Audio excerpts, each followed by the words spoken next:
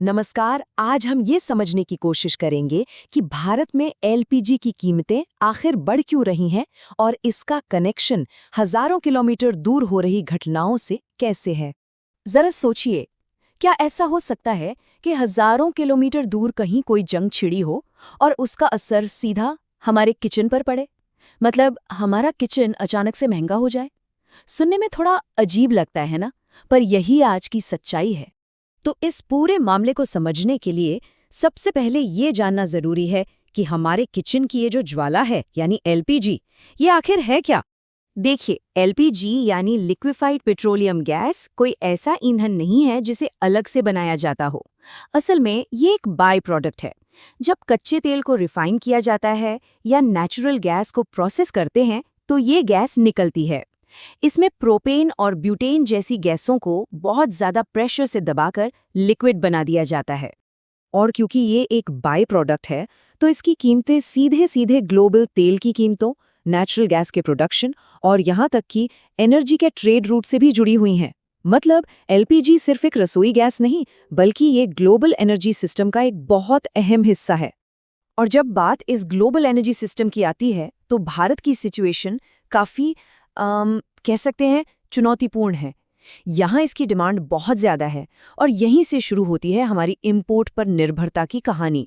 अंदाज़ा लगाइए, भारत हर साल लगभग 3 करोड़ टन एलपीजी इस्तेमाल करता है। ये एक बहुत बहुत बड़ी संख्या है जो देश की विशाल ऊर्जा ज़रूरतों को दिखाती है। लेकिन असली कहानी यहाँ है। इतनी बड़ी डिमांड का अब सुनिए, सिर्फ 40% ही हम देश में बना पाते हैं। बाकी का पूरा 60% हमें बाहर से मंगाना पड़ता है, यानी इंपोर्ट करना पड़ता है। इसका सीधा सा मतलब ये हुआ कि हमारे किचन की आधे से ज्यादा गैस विदेशी सप्लाई पर टिकी हुई है। और ये इंपोर्ट हम करते किससे हैं? ज्यादातर सऊदी अरब, कतर, यूएई और कुवैत जैसे देशों से। दूसरे शब्दों में कहें तो भारत का किचन काफी हद तक मिडिल ईस्ट पर निर्भर है। तो जब 60% गैस बाहर से आ रही है तो सवाल उठता है कि भाई इसका दाम कौन तय करता है? ये पावर आखिर है किसके पास? देखिए, ग्लोबल एलपीजी मार्केट का एक ही किंग मेकर है, सऊदी अरामको। ये सऊदी कंपनी हर महीने एक रेट तय करती है जिसे कॉन्ट्रैक्ट प्राइस या सीपी कहते हैं। और बस यही रेट पूरी दुनिया के लिए एक तरह का बेंचमार्क बन जाता है। भारत जैसे देश इसी रेट के आधार पर अपनी एलपीजी खरीदते हैं। अब बात सिर्फ कीमत की नहीं है। ये जो एलपीजी का भारत तक का पूरा सफर है ना, ये भी बड़े जोखिमों से भरा है। और इसकी वजह है एक जियोपॉलिटिकल चोक पॉइंट। ये कोई आसान सफर नहीं है। सोच कर देखिए, मिडिल ईस्ट के बड़े बड़े गैस प्लांट्स से निकलकर गैस को विशाल जहाज़ों में लोड किया जाता है। फिर वो जहाज़ हजारों किलोमीटर का समुद्री रास्ता तय करके भारत पहुंचते हैं। फिर इंपोर्ट टर्मिनल से बोटलिंग प्लांट और वहां से जाकर हमारे आपके घरों तक। ये एक बहुत ही लंबी और कॉम्प्लेक्स सप्लाई चेन है।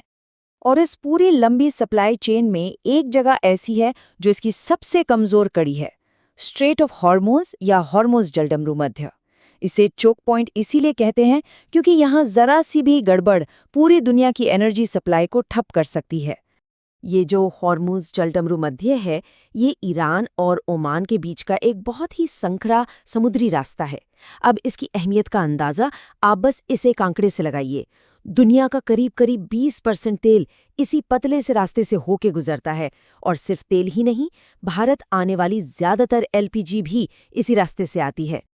और हाल के महीनों में क्या हुआ है? ईरान इजराइल का तनाव, अमेरिकी नौसेना की मौजूदगी का बढ़ना और व्यापारिक जहाज़ों पर हमले, इन सब वजहों से इस इलाके में टेंशन बहुत बढ़ गई है। और जब भी ऐसा होता है तो शिपिंग का किराया और इंश्योरेंस का खर्चा सब बढ़ जाता है, जिसका सीधा असर एलपीजी की फाइनल कीमत पर पड़ता है। तो ये सब जो ग्लोबल टेंशन चल रहे हैं, शिपिंग के खर्चे बढ़ रहे हैं, इन सब का हमारे घर की रसोई पर आखिर क्या और कैसे असर पड़ता है? चलिए फाइनल कॉस्ट को समझते हैं। प्रधानमंत्री उज्ज्वला योजना ने करोड़ों घरों तक एलपीजी पहुंचाकर एक बहुत बड़ा काम किया, इसमें कोई शक नहीं है। लेकिन इसका एक दूसरा पहलू भी है। इस वजह से देश में एलपीजी की डिमांड एकदम से बढ़ गई और हमारी इंपोर्ट पर निर्भरता और भी ज्यादा गहरी हो गई।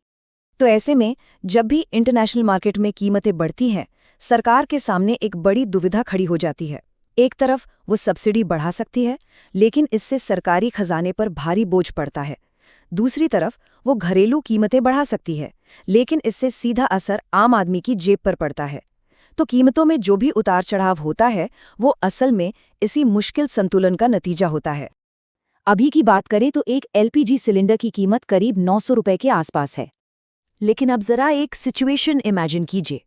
अगर उस होर्मुज में कोई बड़ा संकट आ जाए, कोई ब्लॉकेड हो जाए और सप्लाई चेन रुक जाए, तो क्या होगा? तो ये जो 900 रुपए का सिलेंडर है ना, ये रातों रात 1400 या उससे भी ज्यादा का हो सकता है। इससे पता चलता है कि हमारे किचन की डोर असल में कितनी नाजुक है।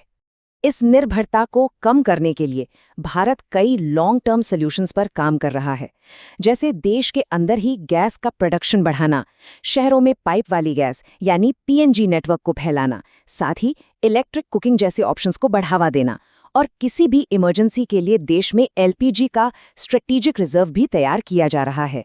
पर ये सभी समाधान अच्छे हैं, लेकिन इन्हें जमीन पर पूरी तरह लागू होने में कई साल लग सकते हैं। तो पूरी बात का निचोड़ ये है कि आज की इस गहराई से जुड़ी हुई दुनिया में हमारे किचन में जलने वाली आग की लपटें भी ग्लोबल पॉलिटिक्स से तय होती हैं। तो आखिर में एक बड़ा सवाल हमारे सामने खड़ा है। भारत की ऊर्जा की ज़रूरतें तो लगातार बढ़ ही रही हैं। ऐसे में देश अपनी हर एक रसोई को इस वॉलेटाइल, इस अस्थिर दुनिया के झटकों से महफूज कैसे रखेगा? ये एक बहुत बड़ी